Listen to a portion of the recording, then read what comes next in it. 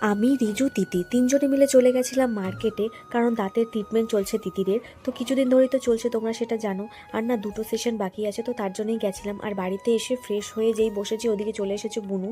আর বুনুকে দিয়ে না আমার তিতির স্কুলের কিছু কাজ ছিল, তো সেটাই সেরে নিচ্ছিলাম।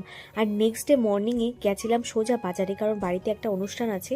কিসের অনুষ্ঠান সেটা তোমরা নেক্সট ভিডিওতে জানতে পারবে। তার জন্যই কিছু বাজারঘাট করতে হতো, তাই সোজা চলে গেছিলাম বাজারে। আর না, বাড়িতে কোনো কাজ করিনি, তিতিরকে শুধু স্কুলে পাঠিয়েছি খাইয়ে। তাই বাড়িতে এসে সোজা বেড ক্লিন করে নিয়েছি, আর যা যা কাজ ছিল সেগুলো সেরে নিয়েছি। তারপর আমি আর মা লেগে পড়েছি রান্নার কাজে, কারণ তাড়াতাড়ি রান্নাও সারতে হবে।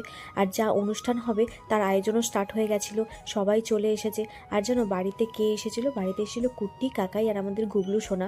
আর আসার পরে তো কাকাই কাজে লেগে গেছে, তারপরে কুট্টিও কিন্তু কাজে লেগে গেছে। আমাদের যেই পায়েসটা রান্না হচ্ছিল সেটা কিন্তু সম্পূর্ণ কুট্টি একা নিজের হাতে করেছে। তারপর দেখো এদিকে আয়োজনও করা হচ্ছিল। তারপরে সব কিছু সেরে বসেছিলাম।